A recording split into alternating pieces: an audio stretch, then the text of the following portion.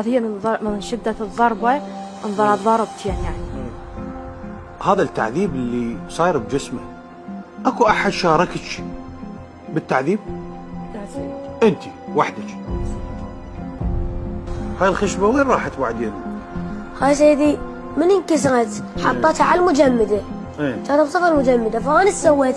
انقهرت عليه لأن أخويا بعد شمغتها ورا المجمدة. لكل الناس اللي كانت بتشكك ان الاب مش متورط في القضيه وانه يعني ما كانش عنده علم باللي كان بيحصل في اولاده، هقول لك ان الاب كان بيشجع زوجته اللي هي مرات ابو اولاده على ضربهم وعلى تعذيبهم. الكارثه بقى ان هو كان مشترك اساسا معاها، وان هو كان بيتعدى عليهم بالضرب بنفسه هو وزوجته. المطبخ جابت قوطية مال ملح حطتها بعينه، المرة تحطها بعينه، حطت شوية بعينه، قام هيك ويفك يا بجد على الجبروت وقسوة القلب، انت ازاي اب؟ انا مش فاهم. والسؤال بقى المهم اللي بيطرح نفسه، هم اولاد واطفال زي دول عملوا لك ايه علشان تعمل فيهم كل ده؟ اعترافات حصرية وكارثية من زوجة اب موسى رحمة الله عليه. مش بس كده، شهادة الاخ الاكبر اخو موسى الكبير اللي قال ان كل حاجة كانت بتحصل لهم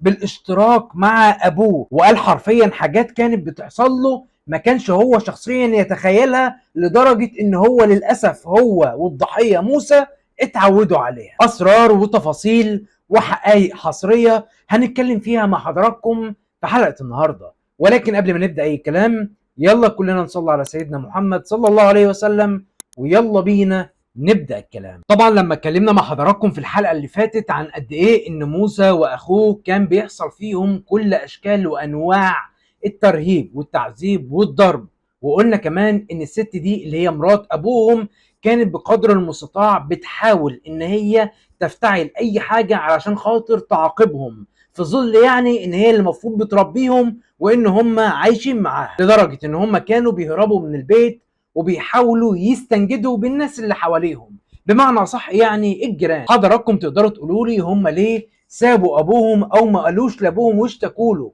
وبقوا بيشتكوا للناس وللجيران من كتر اللي بيحصل فيهم، لدرجة ان اخو موسى الكبير اللي انا هعرض لحضراتكم تصريحاته خلال لحظات، اللي قال كده حرفيا ان هو حاول اكتر من مرة ان هو يهرب من البيت بسبب اللي بيحصل له، وان موسى الطفل الصغير استحمل حاجات كتيرة جدا ما يستحملهاش شخص كبير بالغ من شدة الألم واللي كان بيحصل له من مرات ابوه. هي شخصيا بعد استضافتها وبعد القبض عليها اعترفت بنفسها ان كانت بتضربه ضرب شديد جدا، وان هي كانت بتحاول بقدر المستطاع تعنفهم هو واخوه، بس موسى دايما اللي كان بيرد عليها، وموسى دايما اللي ما كانش بيعجبه اي حاجه بتحصل من مرات ابوه. لا ده الكارثه بقى اللي انا جاي اتكلم فيها مع حضراتكم النهارده، ان ابوهم كان بيشترك مع الست دي في ان هم يحاولوا ازاي ان هم يعنفوهم او يتعدوا عليهم بكل اشكال وانواع العذاب زي ما ذكرت لحضراتكم من شويه. ما تيجوا مع بعض كده نسمع تصريحات الاخ الاكبر او الشقيق الاكبر لموسى، ونسمع تصريحات الست دي واعترافاتها وايه اللي كان بيحصل تحديدا، ونرجع تاني نتكلم مع حضرتك. ما يسألكم هاي منو ضربكم؟ شنو الموضوع؟ لا ما يسألنا. يعرف هي تعذبكم؟ سيدي حتى كم مرة ضربتنا وضربنا قدامها. هو يرد يضربكم منهم مرة ثانية؟ جابت أول شيء صاحتها وقفتها بالمطبخ، مكان المطبخ، جابت قوطية مال ملح حطتها بعينه، المرة تحطها بعينه، حطت شوية بعينه، قام هيك هو يفرك بعيونه، قام يحرق. نوى جابتها وحطتها بحلقه، تعبي بحلقه وترجعي ورا. قال ما راح تقيأ اني، تقول اذا تقيأته قلت لك واحط لك بعد، تقيأ تقول يلا ارجع اكله، يرجع هو ياكله. شلون على ايده سيد، وهاي ايده ذني ترى محتاجات. طيب شنو؟ حرقت على الطبخ. شلون؟ شالتها هي سيدة قوية. انا ابويا ما يقدر لها، ابويا ضخم هاي ما يقدر لها. جابت ايده شالته وحطته هيك حيل على الطبخ، هو قام يصيح. هاي الخشبة وين راحت بعدين؟ هاي سيدي من انكسرت حطيتها على المجمدة، كانت بصفر المجمدة، فأنا ايش سويت؟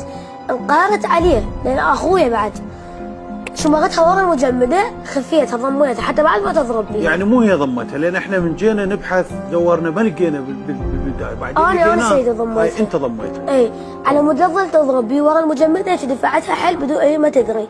بس والله سيدي شكو خشبة شكو عودة بالبيت كسرتها على ظهرها.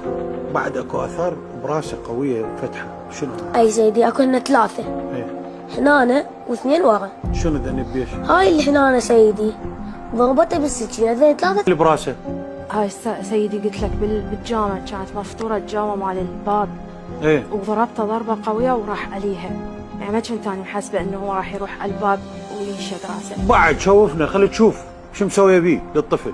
هاي اللي هنا أنا ضربته أستاذ ضربة هماتين قوية يوم الأربعاء، ووقع على الحائط حيل يعني بس من وقع على الحائط رجع بالقاع حمى انضرب.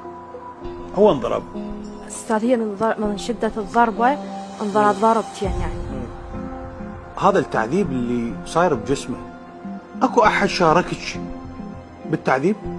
لا سيدي. انت وحدك استخدمتي الملح، دبيتي على عينه وحاولتي توكليه، واستخدمتي السكين بطريقة التطبير، ضربتي مو طعن، واستخدمتي الآلة الخشبية اللي طعنتي بيها، هاي موجودة بإيده 31 طعنة، واللي هنا برجله وكذا.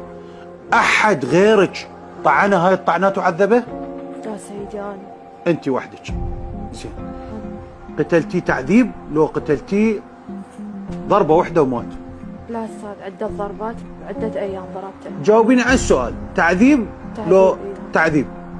زين، لحد هاي اللحظة وهاي الصور البشعة اللي دا نشوفها اللي احنا متألمين بيها، ما شفنا عندك لا ندم ولا دمعة حزن، ولا انت حاسة انه هذا اللي يصيح لك ما قتلتي. الحضانة من حق الام، ليش فرطتي باطفالك؟ شنو ما السبب؟ فرطت بيهم، أنا قدمت بلاغ مال الحضانة بس كان يجي يهددني. أنا اسمحي لي، وين قدمتي البلاغ بيا مكان؟